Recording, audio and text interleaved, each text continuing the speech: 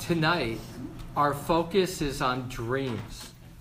There are so many Jewish books on dreams because the Bible has so many remarkable dream stories. The story of Jacob with the ladder going up and down, or Joseph seeing himself out in the field and the sheaves bowing down to his sheaves. More, the sun, the moon, and 11 stars bowing down to him. So the Bible begins, as is true for the ancient world, telling stories of transformation, of prophecy by dreams. At the same time, it's, for many of us, hard to hold on to our dreams, to be aware that our dreams are powerful.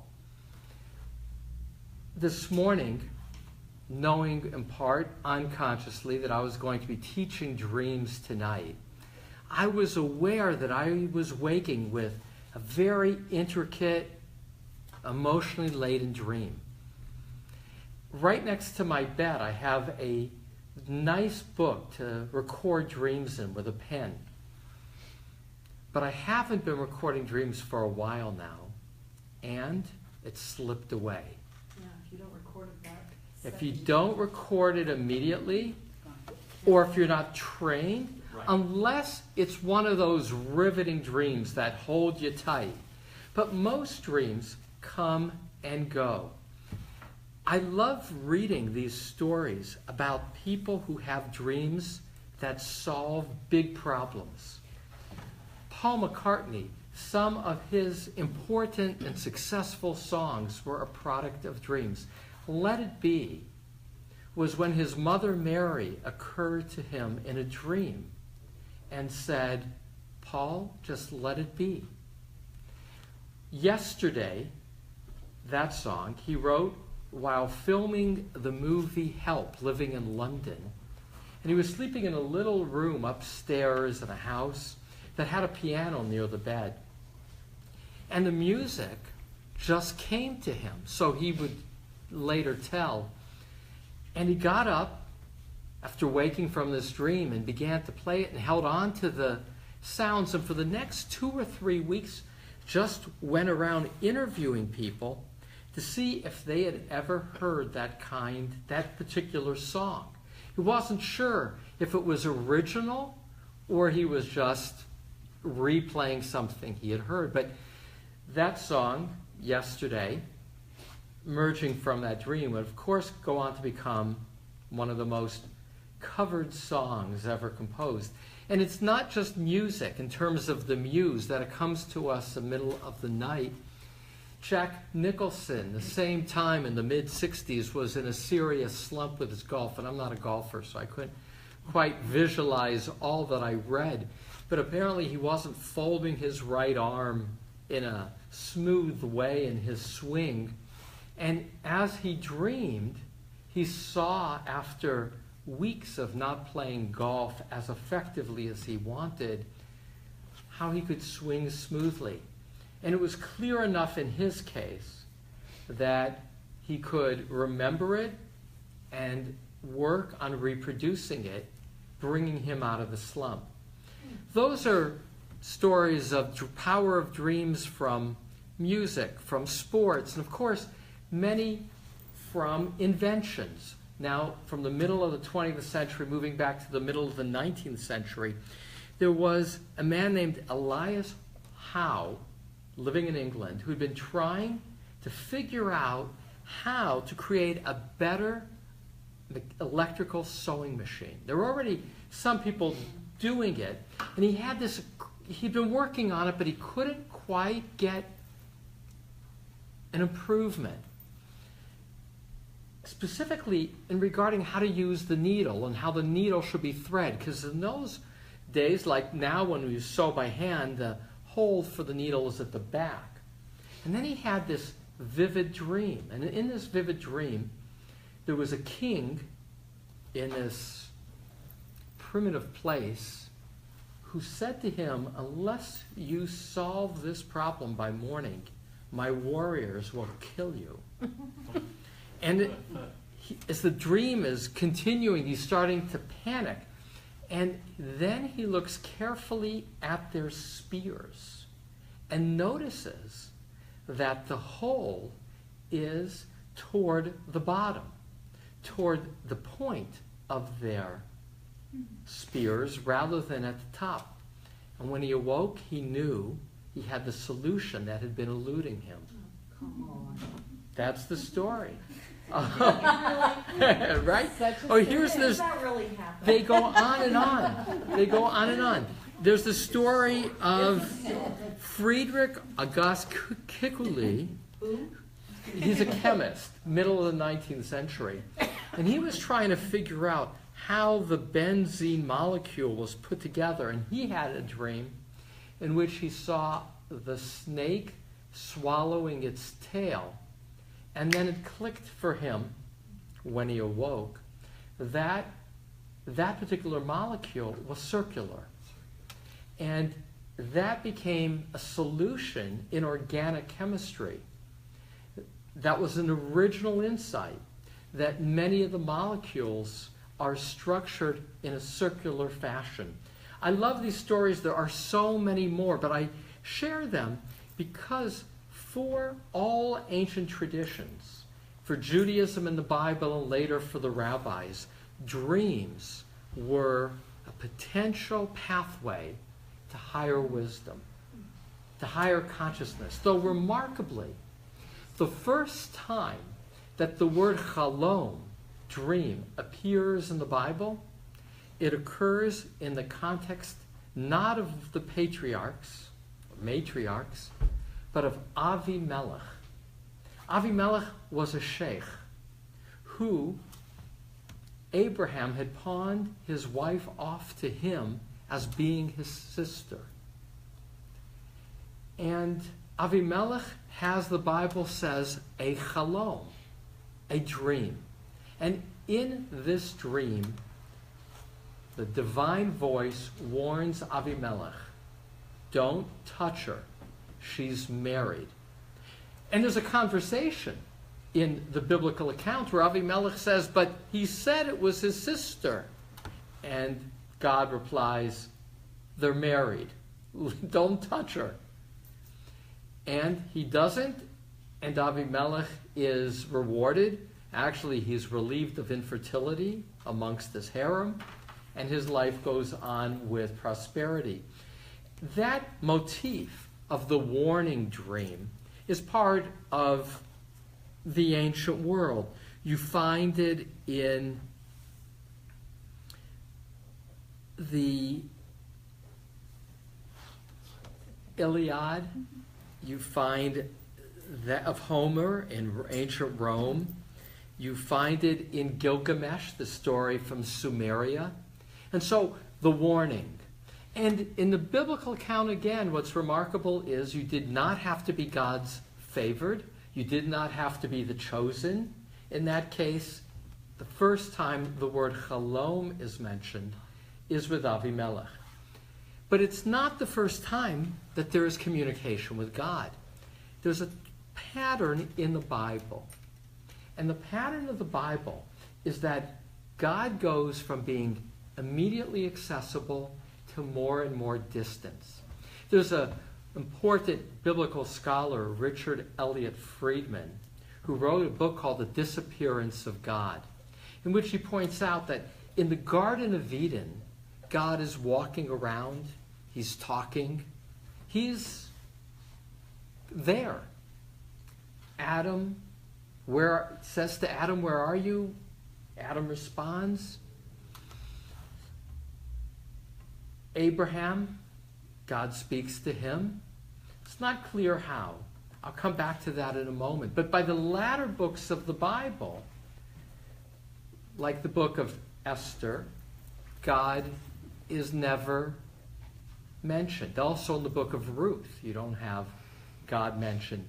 So that God becomes more and more distant. And that same pattern of clarity of communication and more to be interpreted, because God is now only coming through symbols, is the nature of Bible's accounts of dreams. Abraham, he does hear God's voice. Lech lecha ma'artzecha meladcha mebeit avicha la'aretz asher eka. Those are God's first words. Go for your sake from the land in which you were born, your land, the land you're born. Go to the land that I will show you from your father's house. We're not told if that is a dream in which he hears God's voice or not. Later, and I'm fast forwarding now, Maimonides, the great rationalist philosopher of the 12th century, will say that all the epiphanies that come in the Bible are in dreams and visions. Only Moses will speak to God with the clarity of wakefulness. For Abraham, we do have later in his life a very important encounter with God. And in that case, it will say explicitly that Abraham fell into a deep sleep in which God will then say to him, and your descendants will be strangers in a strange land, and they will be oppressed and enslaved for 400 years, anticipating the future. But for the opening and for the closing, the binding of Isaac, we're not told in the text itself whether Abraham heard God's voice, wakeful or not. Isaac, we're not told, but Jacob. And I mention Jacob because Joseph will be the dreamer. His father, Jacob, will have 4 important dreams. And in that case, he's the first for whom it's explicitly a dream. He's fleeing after having stolen the birthright. And he takes that stone from that place, he puts his head down, and he goes to sleep. And then he sees, amidst a dream, a ladder with angels going up and coming down. And he will awake and say, Achen yesh Adonai b'makom hazeh v'anochi lo yadati. Wow, God was in this place and I didn't know it. And it's not clear when that is said if he didn't know it when he went to sleep, or he didn't know it because he was sleeping until he awoke. Because the nature of sleep is that it's a letting go of consciousness in the actual act. There are some people who are what is called lucid dreamers, people who can train themselves to be aware that they're dreaming when they are dreaming and to guide their dreams. Lucid dreaming. We even have a congregant who's explored lucid dreaming, who I've interviewed and I've read about it. In the Tibetan Buddhist tradition, it's practiced. But for most, when you're asleep, it's letting go. So a pause to talk about what happens when we go to sleep. We mentioned it in the last session, but dreaming, the rabbis will say, is a taste of death. 160, they'll say in Talmud Brachot. Because when you dream, when you go to sleep, you let go of the awareness of the world around you in a conscious way. You let go of your own self in a conscious way. You don't make decisions. You don't control yourself. You don't have a sense of morality in an asleep condition. Your body is literally paralyzed, except for your breathing and your eyes. But your muscle control shuts down, while simultaneously your limbic system, their primitive emotional system, is actually cranked up, which is why when you are sleeping, you are more aware of powerful emotion. Your little problems of the day become amplified because you're not able rationally to look at them. That's that frontal lobe cognitive dimension. Instead, that emotional primal part reigns. In fact, dreaming itself is a bit like being on a hallucinogenic, like magic mushrooms, in terms of no moral judgment, no sense of space and time, and the mind is not able to discern what's coming from the inside, which is often experienced as coming from the outside. There's no boundaries in that regard. And so there's something powerful about dreams, powerful about sleep, and fearful too. It's remarkable, and we touched on it the last time, why evolutionarily we both sleep and dream. Because evolution says you're only supposed to do the things that help you survive. And if you're going to sleep for a third of the day, that's a third of the day you are vulnerable to attack, because you're not taking in the world around you and thinking.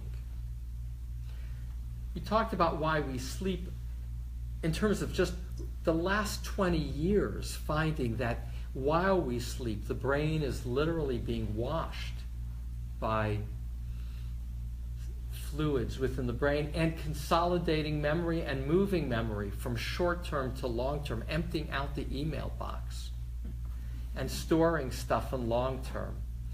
That's remarkable, and what's excited me about learning about dreams and sleep is how kind of mysterious it all is. And dreams are part of that mystery. Why do we dream? How does it help us evolutionarily survive? Because that's kind of, for evolutionary psychology, the bottom line. And it's not yet clear, and today still, psychologists debate whether what is happening when we're dreaming is we're simply emptying out files and deleting files and letting things kind of wash, or whether it's meaningful and controlled by the unconscious. And what I hope to do by pacing myself is do a little wakeful experience of dreaming at the end to kind of invite us to experience how powerful the creative mind is even when wakeful, and even more so while asleep. And so the rabbis read the Bible, and there are these remarkable stories that include the ability not only to dream in ways that connect you to the realm of wisdom, the divine, but as the Bible will continue to unfold in the phase of Joseph, the great dream interpreter, he has to interpret. The dreams are no longer like Abraham, go to the land I will show you, or Avimelech, don't touch that woman, she's married. For Joseph, his dreams too are a little bit more evident, but symbolic. The first of those dreams is they were in the field gathering the wheat, and his brother's bushels bowed down to his. So that's kind of clear, the bowing down to his bushel. It's also kind of clear that the sun, the moon, and the 11 stars with 11 brothers, bowing down to him. That's clearer. It's also not clear why he's telling it. Is he naive? Is he feeling compelled to tell it because he believes that it's prophecy, and that, like a prophet, you have to be courageous and tell your truth? Does get him into trouble. His brothers will say, before they put him in the pit, they will say, with hatred, they will say, here comes the dreamer. And then, as his life unfolds and he's now in jail, he will hear the dream of the Pharaoh's wine.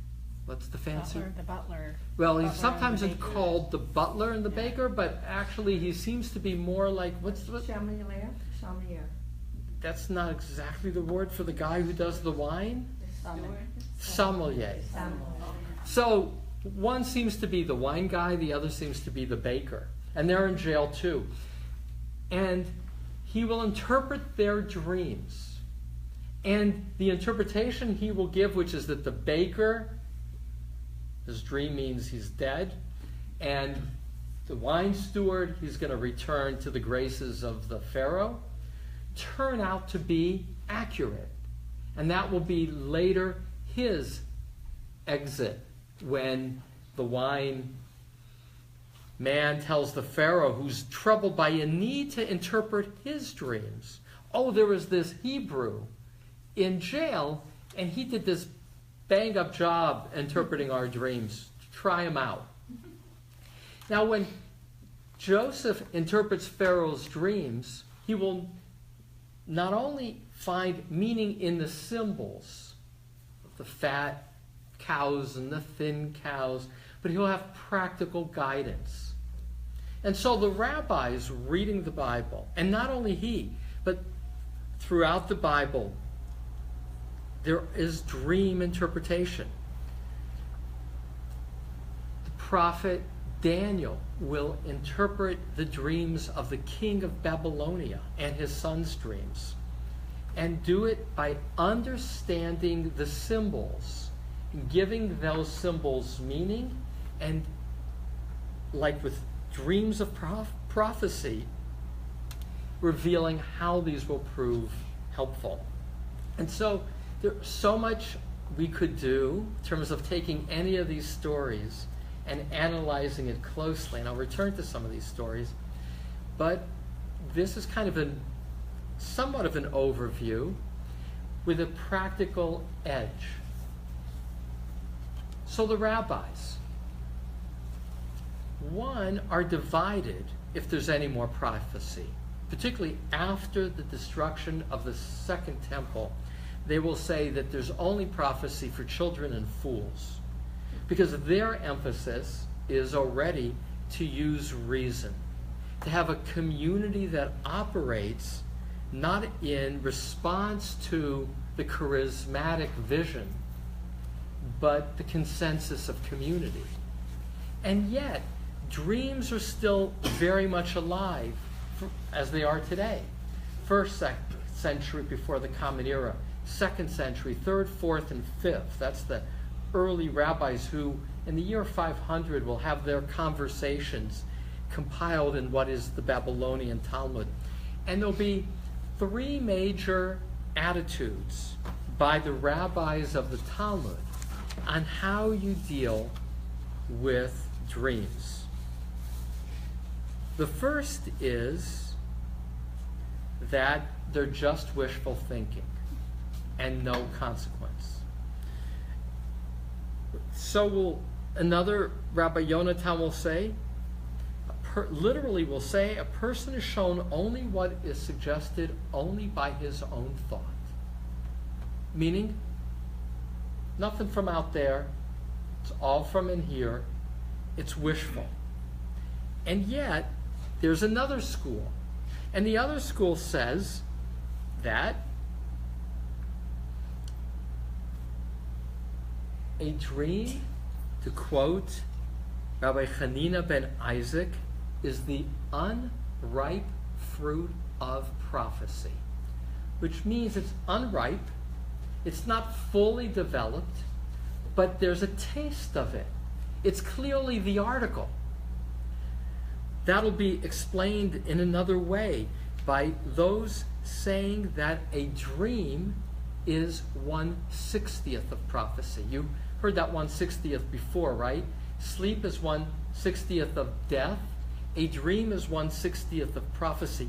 1/60th in the Talmud means the smallest amount you can taste, so that it's real, but it's not fully blown. And so another rabbi will say that there is dreams that are predictive of the future. Never the whole dream, but parts of the dream. And there's certain kinds of dreams, particularly those dreams that a friend dreams of you, or a dream within a dream, are much more authentic. There's this great story. I'm now going to go off and then come back, of a man who comes to a very important rabbi, and he says, I come to you as a colleague because I had a dream. And the dream was that my father, your colleague, the rabbi, said that I am to be his successor. To which the Hasidic rabbi replied, if 300 of your followers had the dream, I would be impressed. But if only you had the dream, I don't know its weight. So predicting who you are in the future, as will be said so beautifully, and this is the third category, is always mixed. Or as it was framed by Rabbi Ashi, just as there can be no grain without straw, so there can be no dream without nonsense. That it's always a mix, although there may be something there that is the unripe fruit. And that led to a famous line. As part of this conversation, there's actually 5 pages, actually folios in the Talmud, in Brachot, that deal with the rabbis talking about the nature of dreams, plus other places throughout the Talmud, but one concentrated place in which they'll analyze which symbols, what do the symbols mean. For instance, if you dream that you're on an elephant, that's good for the rabbis. But if you dream of a snake, that's good, unless you kill the snake, and then the rabbis debate. So it's always symbols, and the rabbis will unpack many, many symbols. And here's something else they'll unpack. If dreams come from God, right, these are visitations, then how you interpret dreams is largely the same way you would interpret holy text. How we, as Jews, by the way, interpret holy text, Torah, has been a model for what's called postmodern literature analysis, which is the ability to take things out of context. It's all about how the reader experiences something that creates what is the connection with the text. Without getting too abstract, what it meant for the rabbis is, when you read a dream, and these are the pages of the Talmud, you can take things out of context. You can take an image and look at it either individually or back in the story. You can relate it to an image within the Torah. So if there's a well or a shofar, it could be either for good or for bad, because shofars are used both ways, and so are wells. And likewise, you can correct a dream after the fact by reinterpreting a dream. The rabbis had this following statement relating to Joseph. When Joseph reports to Pharaoh, he, the wine steward, will say, as he spoke, so it was. Now the rabbis will take that line of the Bible and say, not only do dreams need to be unpacked, interpreted, they are metaphors, allegories, but there is power in the interpretation itself. We might call it today self-fulfilling prophecy when you hear an interpretation that it becomes. But for the rabbis, it's even more powerful. That the power of a dream interpretation is as potent as the dream itself. And there are many colorful stories of dream interpreters. There's one who wasn't Jewish, named Bar Hedya. He lived in Babylonia. He was a Chaldean. And there's at least 12 stories about him. And there's a story about 2 friends, Abaye and Rava.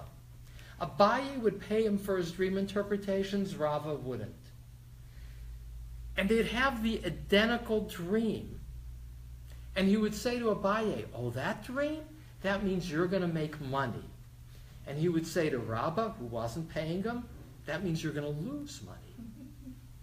And one point in interpreting these 2 dreams,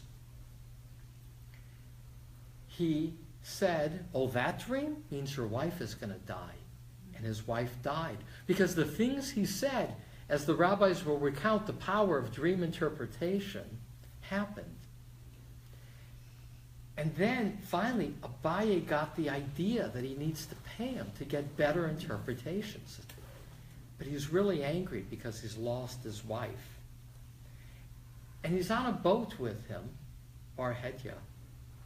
And Barhedya's book of dream symbols falls down, as the story goes in the Talmud.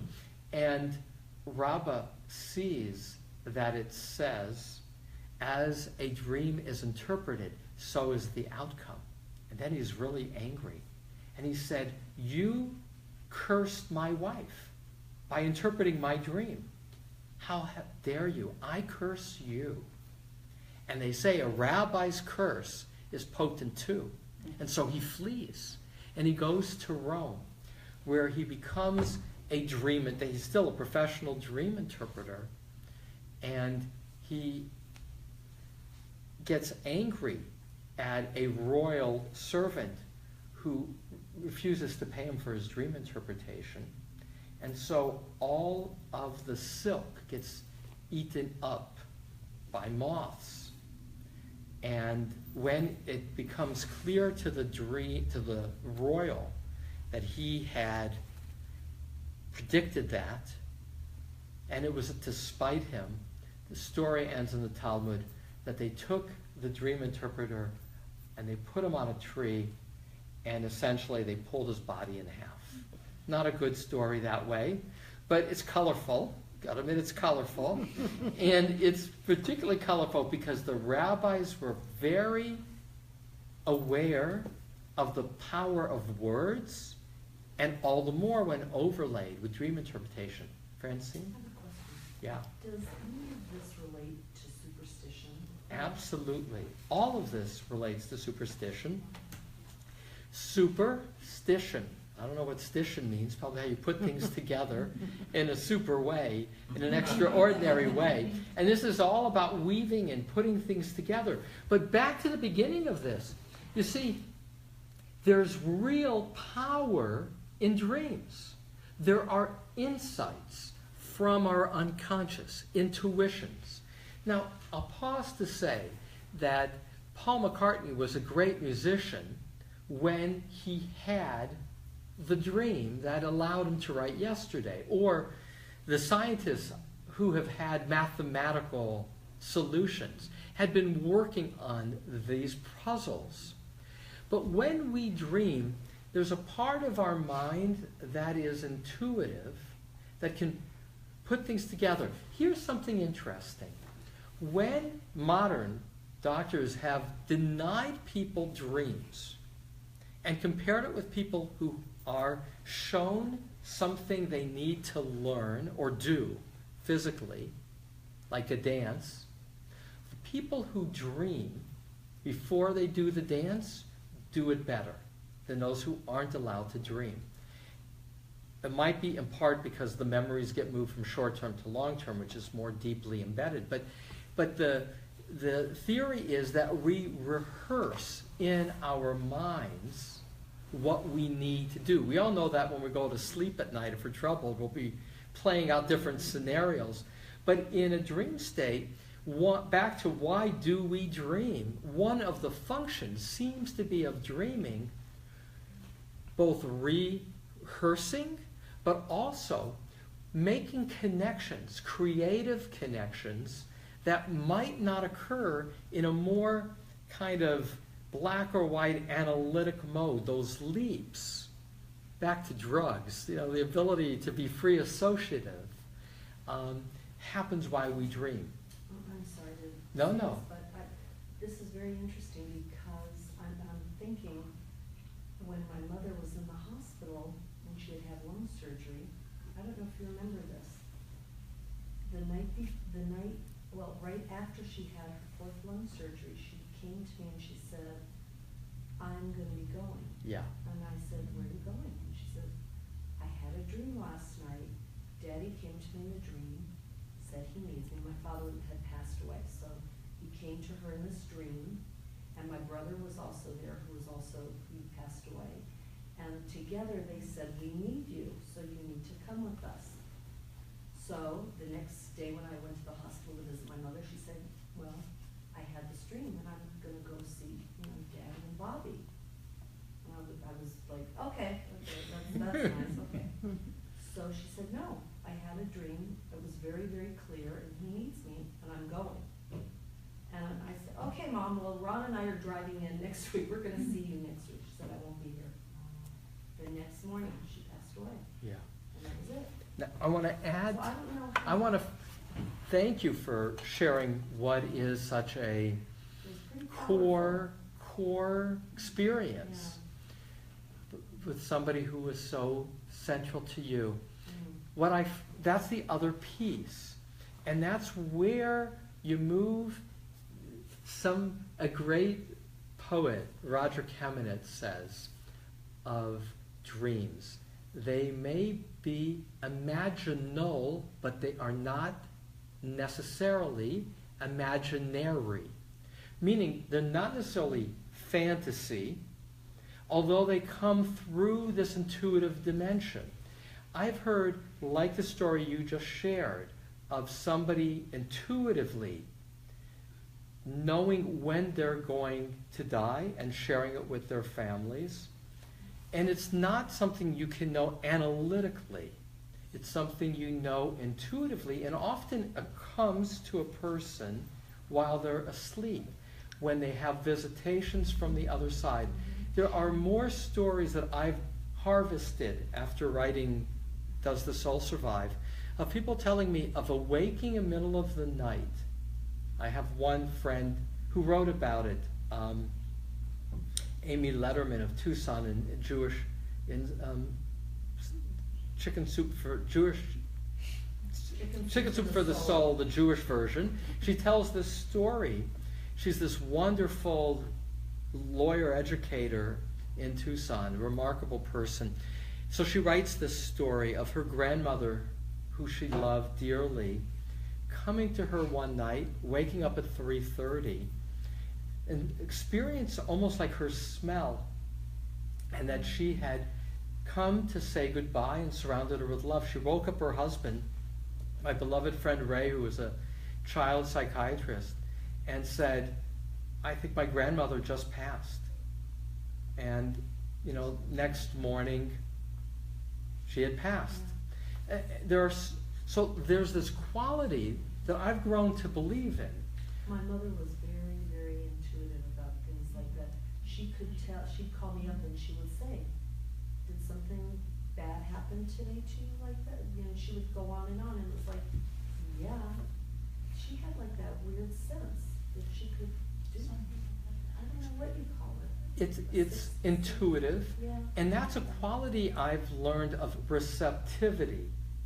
Receptivity to take in on some other dimension. Here, as I was researching this topic, and so that ability to, if you will, out of body know things is part of this larger question of what does it mean to draw from the unconscious? Is it just what has already been experienced by you that you're now creatively putting in new form? Or is there an ability to be a receiver for information, and that when one is sleeping, one is more open to receiving? Moses Maimonides, Rambam, 12th century, is the most rational of our philosophers, scholars, very influenced by Greek thought. And Aristotle, as an example, is the one who writes about intellect and knowing. Maimonides very controversially will write in his book, Guide to the Perplexed, at the end of the guide, volume 3, he'll write that to be able to draw close to God, you need to know math and science. He was a great scientist, physician. He said, only if you know math and science on the highest level can you fall in love with God. Because only if you know God's handiwork can you deepen your love? And therefore, if you're just doing rituals, you're not really inside the palace. You're not that close. So Maimonides is very rational. Math, science, intellect. And yet, when he writes about prophecy in the guide, in the second volume, sections 36 to 38. I reread it. I reread it today just to be sure. So he'll write. Yeah, I got it right. He'll write that when a person is asleep, their guard is down of their rational mind, which he valued greatly. He said you have to have two things: your rational mind and what he called the imaginative mind, which is intuitive mind, to receive the overflow of God's beneficence, what would be called in mysticism shefa, this kind of overflow.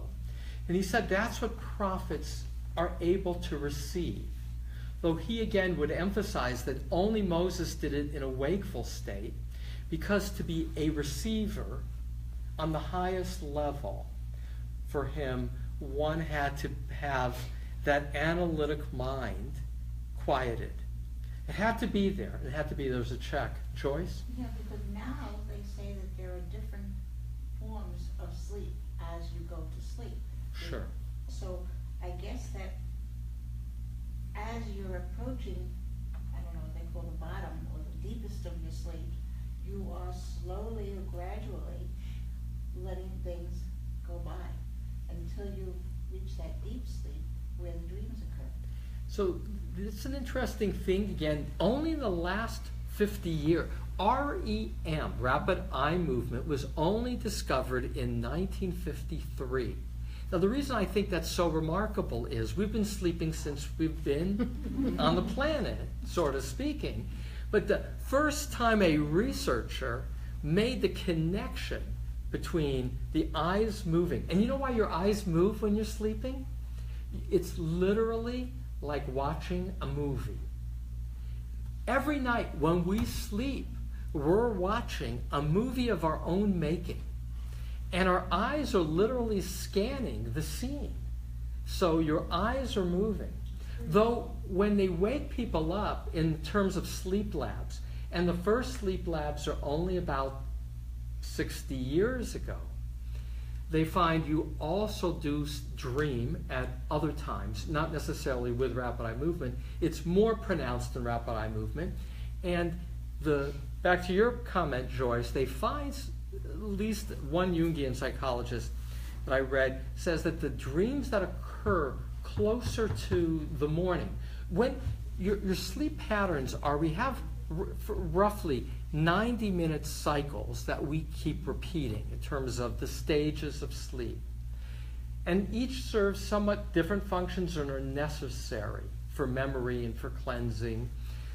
And as the night progresses, the sleep dream, the rapid eye movement piece, gets longer, and usually the dreams you have closest to waking up, according to this Jungian psychology named Kovitz, who's wrote a book on a famous Jewish dream book called Pitron Cholamot, The Solution to Dreams, says that as a dream interpreter, he says the unconscious wants the material that's particularly important for you to look at to be closer to when you're waking up, and will remember it.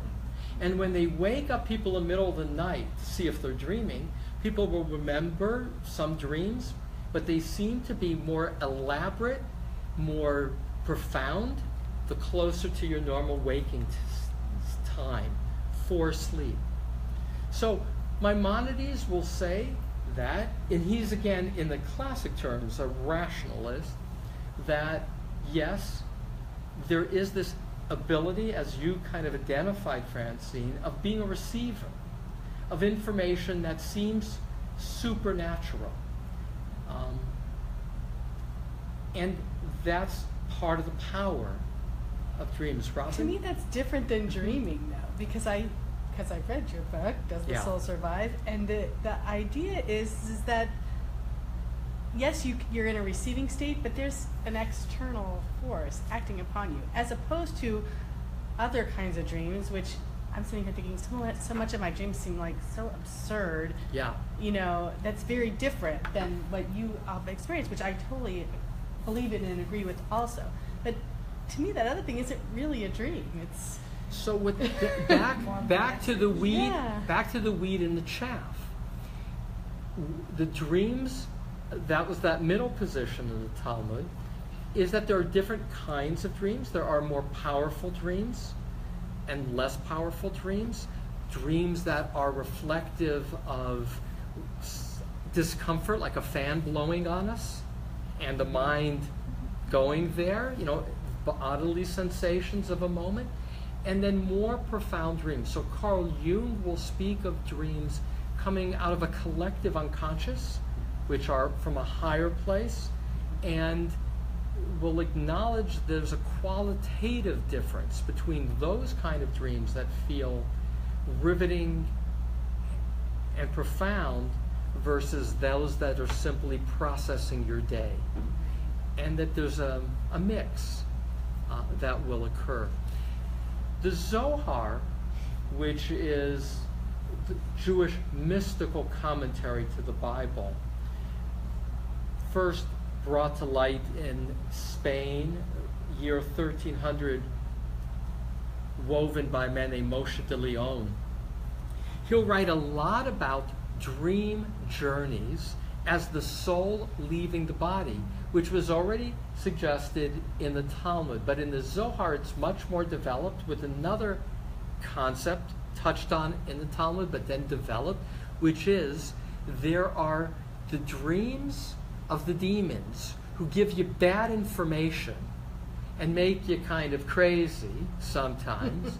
And then if you are worthy, your soul will leave, but when you're worthy, and the angels will give you to take back. But it's almost, I have the image when I read the Zohar, it's almost like, running down a football field with tacklers, which are the demons.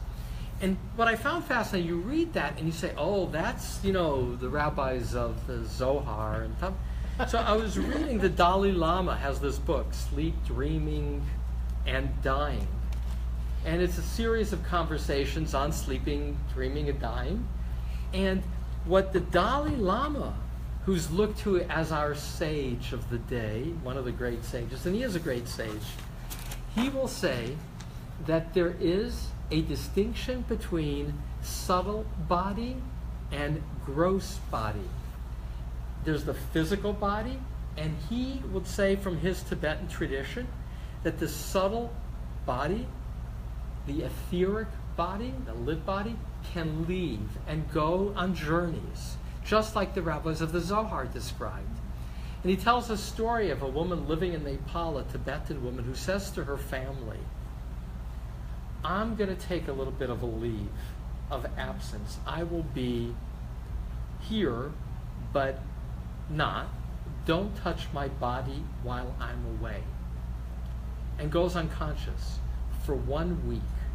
And when she awakens, and again, he tells this story in this book, when she awakens after 1 week, she says, oh, I've been in many places. As if, and he, the Dalai Lama, will say, yes, she apparently, he does kind of put in apparently but out of his belief system, was able to go out of body and have visits, which is very much like the Zohar.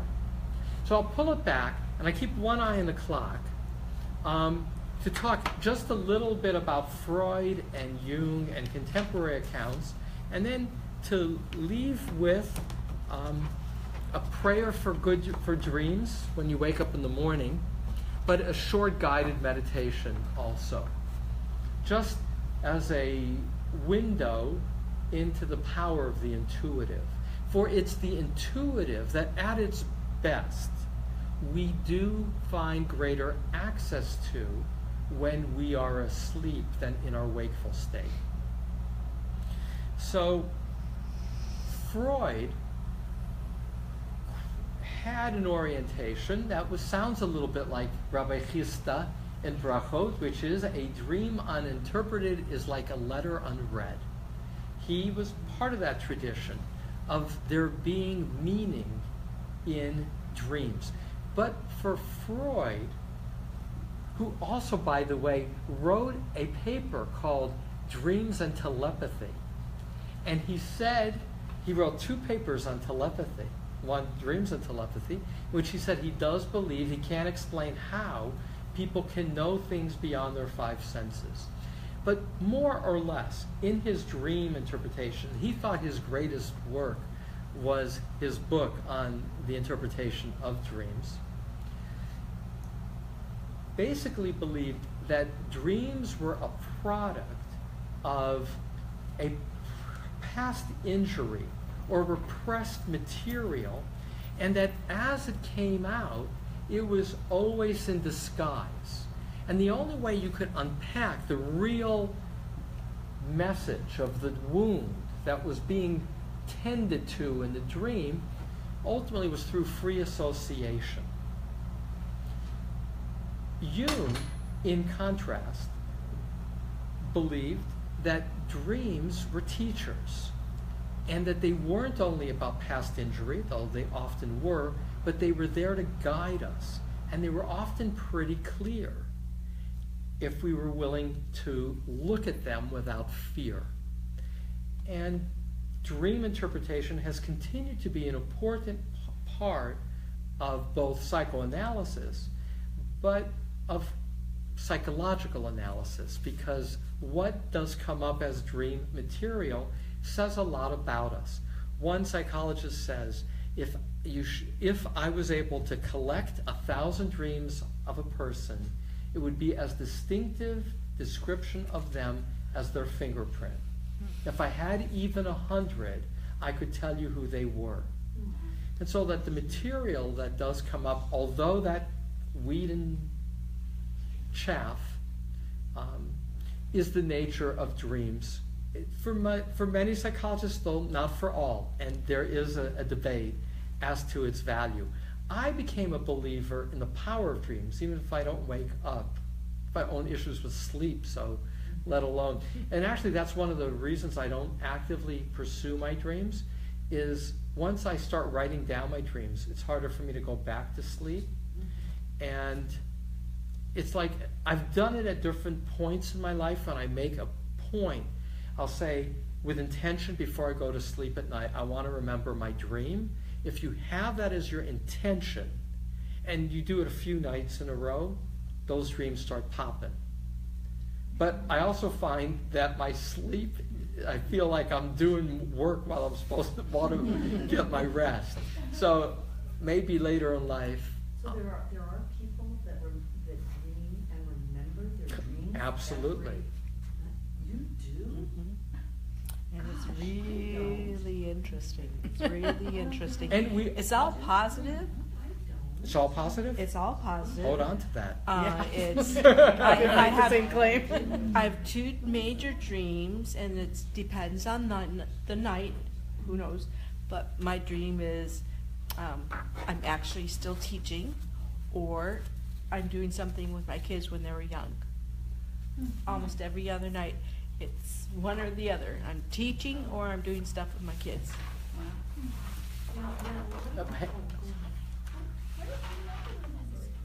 What if you never remember a dream? So Jim's going to have to watch some night for those rapid eye movements and wake you up. Because Love that.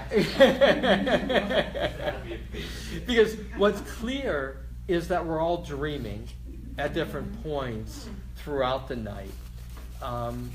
Because that's the nature of the cycle of the dreams. But what's also clear is that some of us naturally remember dreams, and others don't very naturally. Some can train, and others, like many natural talents.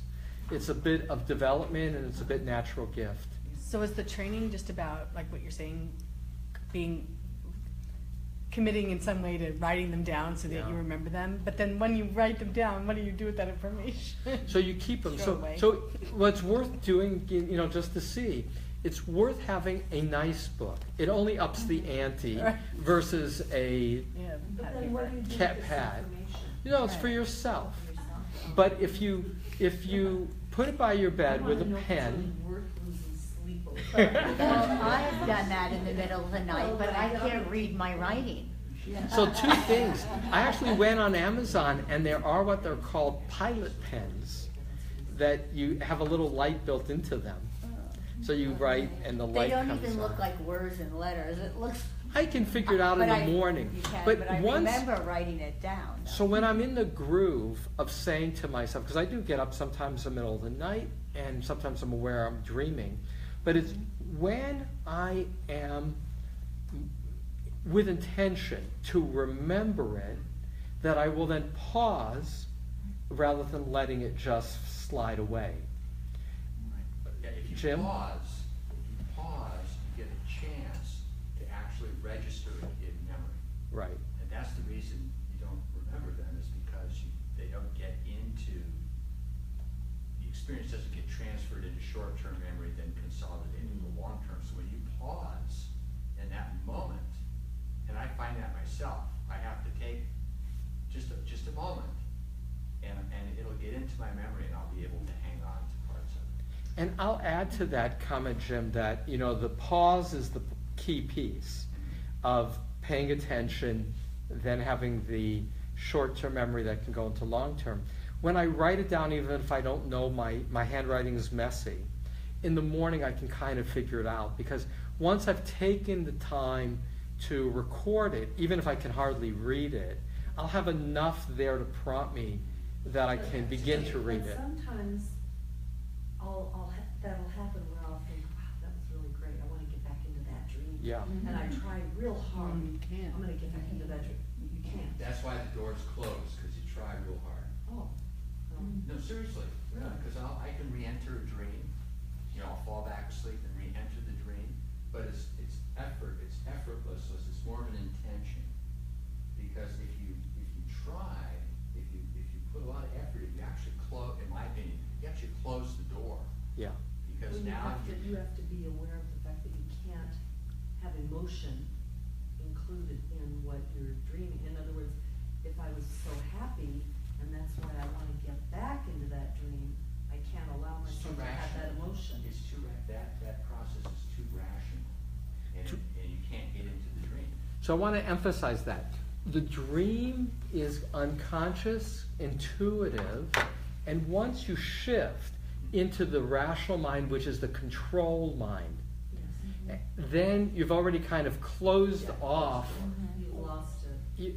you've lost that quality of receptivity by becoming control-oriented, analytic, yeah. I think that's. What does that say about Roz's having the same dreams Yeah, and remembering them, yeah. and the same set of dreams over and over again? That doesn't quite fit. It does, actually. I'm thinking, because when I kind of wake myself up, my arms are moving because I'm directing and teaching, and I have my eyes closed, and I'm half awake and half still in the dream. And what I do is I pause. I don't wake up. I pause and say, "Oh, I'm dreaming," and then sometimes I hear myself talking and wake myself up that way. But I stay quiet, and I want to remember the dream and pause and kind of go back into the dream and experience a little bit more of it. Does that make sense? And reoccurring dreams is not uncommon. For people who are aware of dreams, there are patterns, there are key emotions and motifs that are to some degree signature-like. It's a reason, many people keep a daily diary. And why do you keep that diary? Because what you're going to do is you read through it and you actually look for patterns, you look for trends, you can see themes that emerge that that are important. The same for the dreams, is you're really looking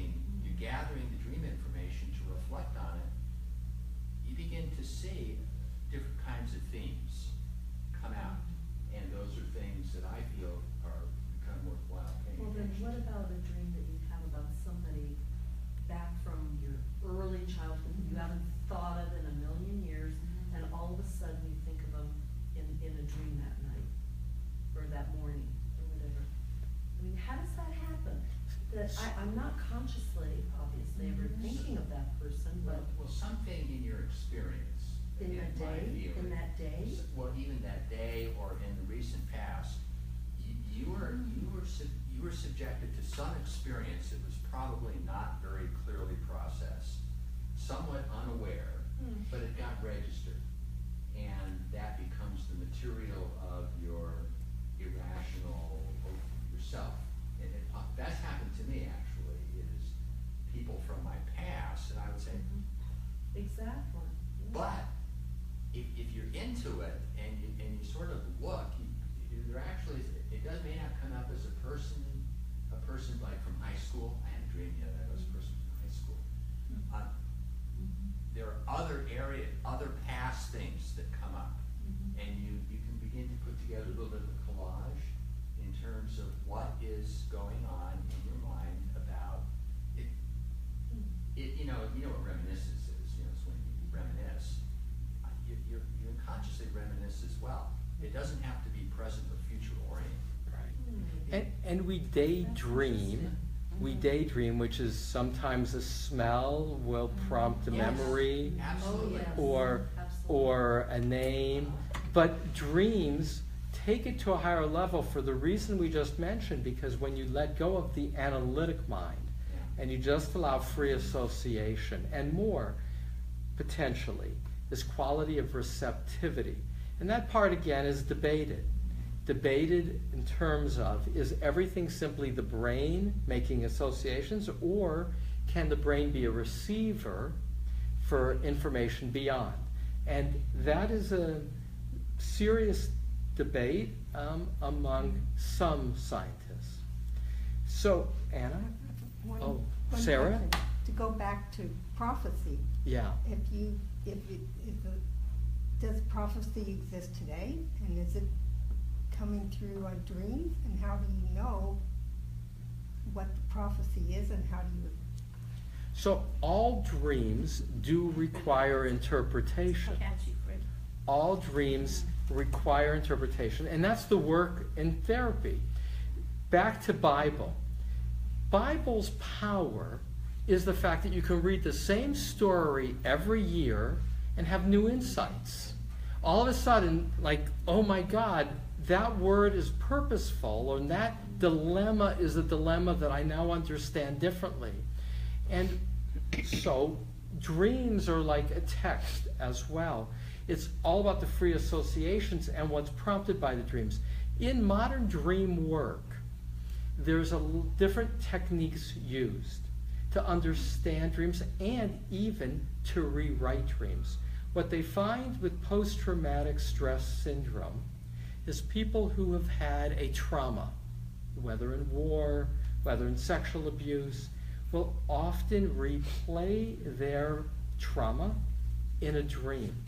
And a newish technique that's related to cognitive behavioral therapy is people to consciously rewrite their dream and practice rewriting how their dream ends, or rewrite the dream as a different dream that's happier for them. So when that image comes of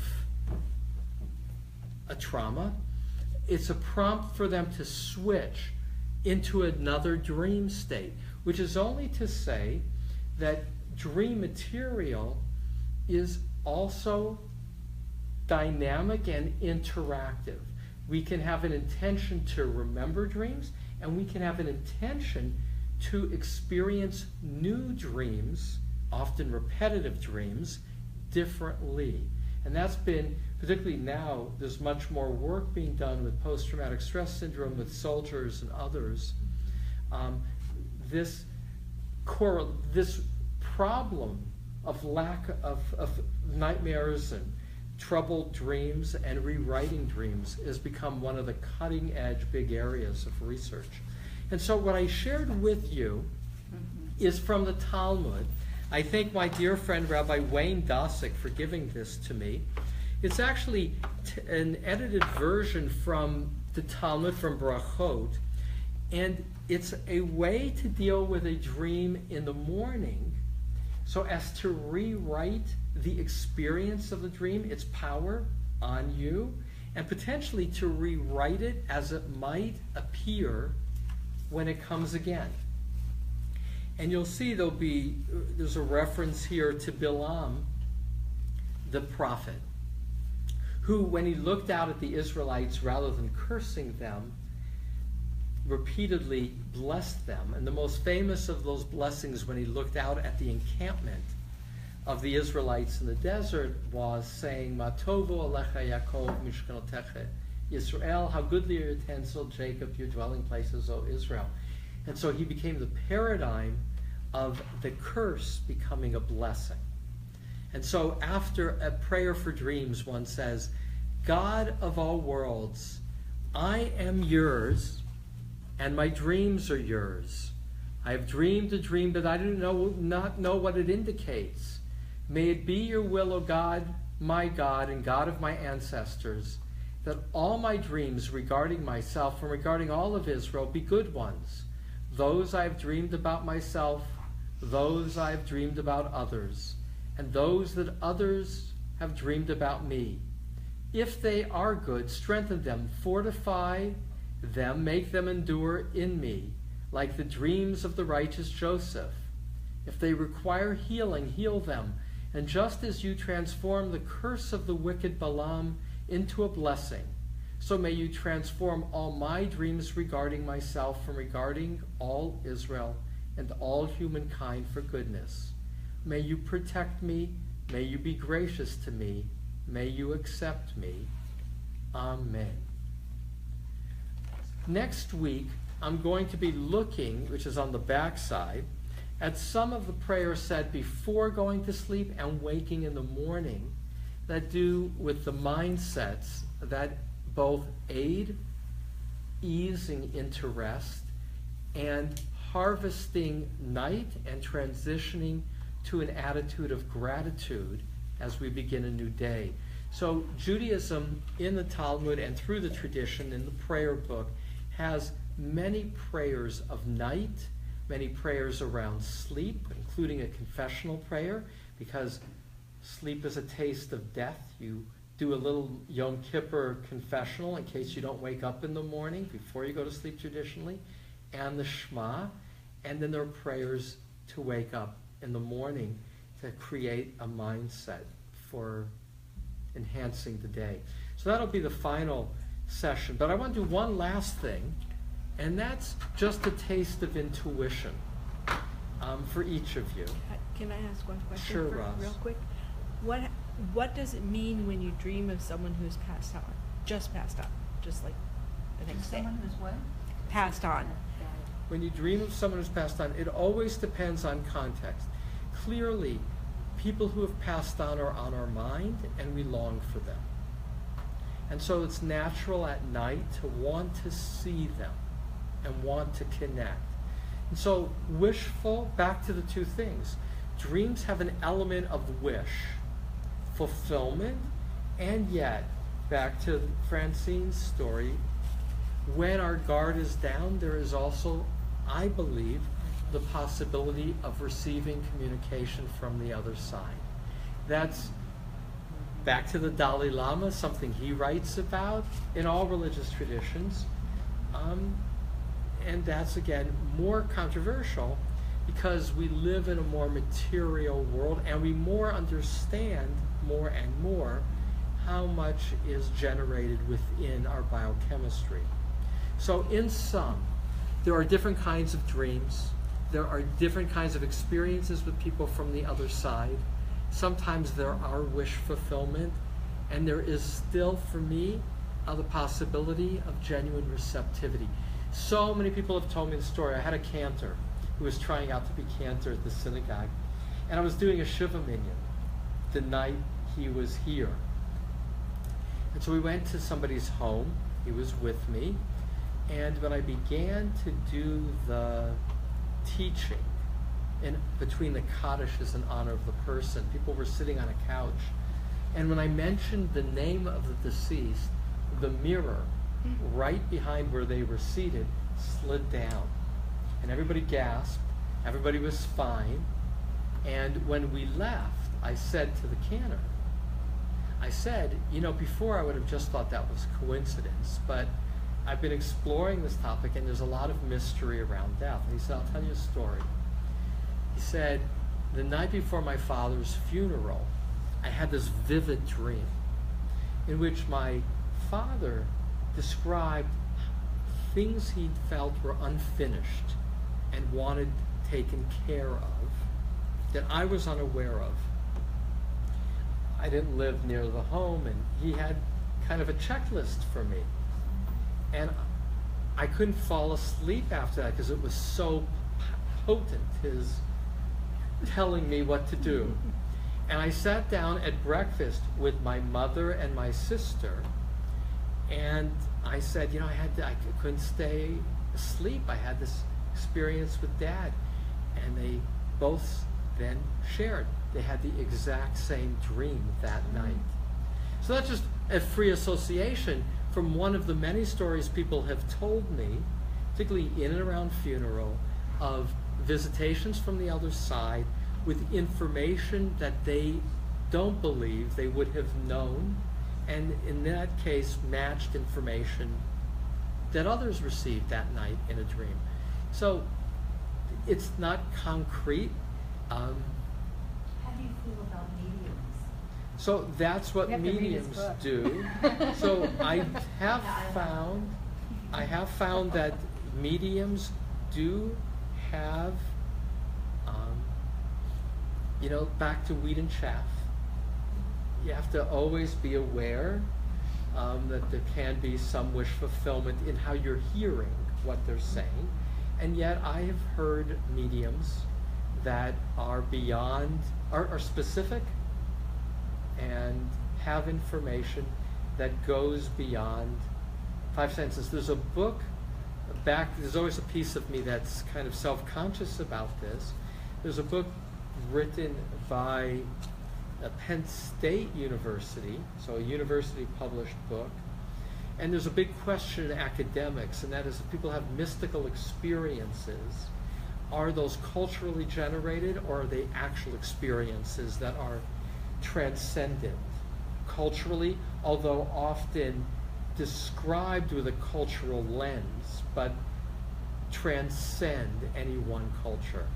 And in this particular book, the author, an academic, writes about mediums to say that the literature and his experience with mediums is they know things that they could not have known with their five senses, which for him points to the possibility of powerful universal experiences that transcend our own sensory input. So that's what that book deals with. So to pull this together, What's the name of that book? That's okay. it's in the bibliography of Does the Soul Survive? It's been a while since I read it. So just this is a 2-minute exercise. Only a 2-minute exercise for the power of intuition. Breathe out all tension and breathe in calm. Feel the contact point between the ground and the bottom of your feet. Breathe out and feel the contact point between the chair and your body. Open your hands and see a piece of paper in your hand. Breathe out in a moment. When you breathe out in a moment, there will be a word written on the paper, and that word will be a gift of guidance to you. Breathe out and look at the word that's written on the paper. Breathe in and breathe out now in a relaxed state. As you focus on the word, and in a moment you'll breathe out and become aware of how this word is an aid to you in this moment and as you move forward. Breathe out and be aware of your word and its significance to you. Hold that word as a gift, knowing that you will carry it with you and it will help guide you. breathe out and slowly open your eyes.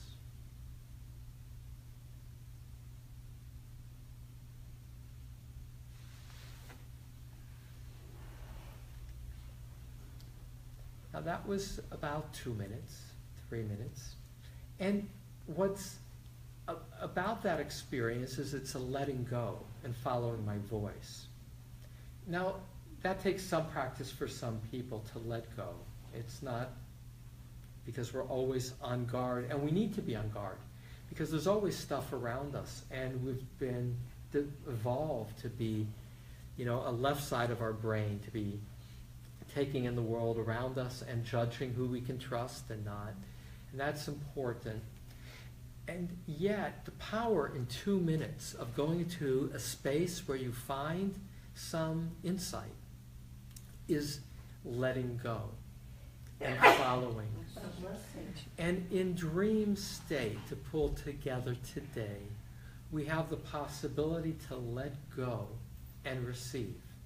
Except in the case of dream state, the prompt for what comes through us will often be, in the moment, a sound, a feeling. It can be something that happened to us during the day. And in some cases, on a much deeper level, it can be an insight into how something that has been knotted within us can be unknotted, so as to be able to be more present and happy in our own lives. And so the next time, which is next Tuesday at 7:15, is the last of these sessions. It's on some of the aids that are part of Jewish tradition to be able to ease more trustingly into letting go, into repose, and how in waking we can process more mindfully and shift to being open-hearted in our lives with gratitude.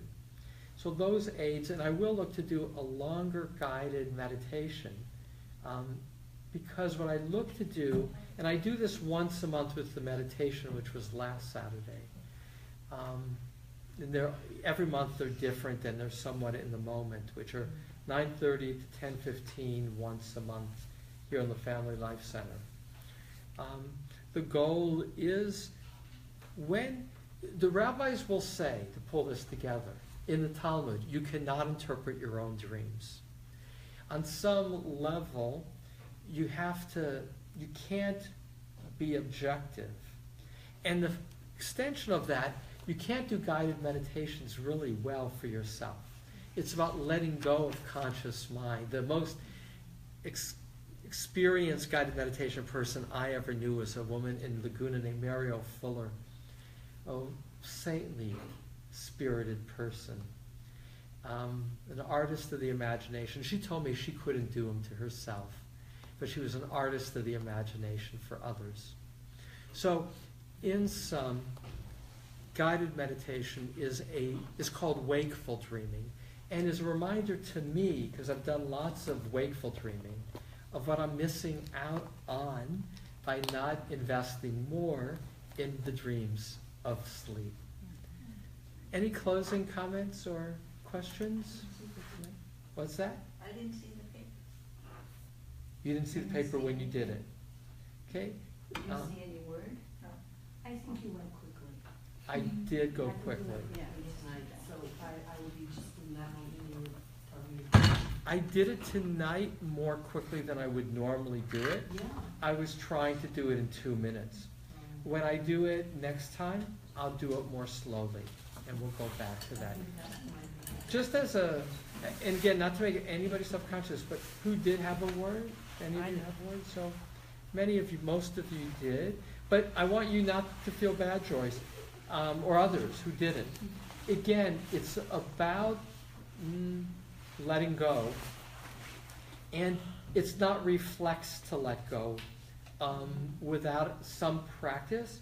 And some of us were dispositionally different, are much more analytic in how our reflexes are, and others who are more the artistic types are like just letting go. And it's just different, but now you kind of get a sense of what it's like. I'll go slower next time. Do you usually, when he does his, Like- guided imagery, do you usually get into it? Yeah. You have to practice. I had to make a tape for me 20 years ago. I still have. Well, use the ones in your book. Yeah, In Increasing Wholeness, you have the QR Yeah. code ones. If you go to Yeah. YouTube, yeah. You You can just put practice in with my those. name. Practice. That's- yeah. Guided meditation is the only way I can meditate. I need someone to walk me through it. I can't shut my own self down. Yeah. That's also a matter of practice. I've tried, Yeah. believe me. In rabbinic It's- school, they made us do it. It was like a thing. Well, thank you for this. You know, last time was the first time I did it. And I don't quite know what it means to have a view, but there were 700 views in the last 2 weeks. I mean, I don't know if it means Watch like, it. you just click it for a minute, I guess. But it was so gratifying to know that So that's on YouTube. it goes beyond, but I wouldn't be able to enjoy and do it without your gift to me of sharing the live experience. So thank you. Yeah. And thank you for watching.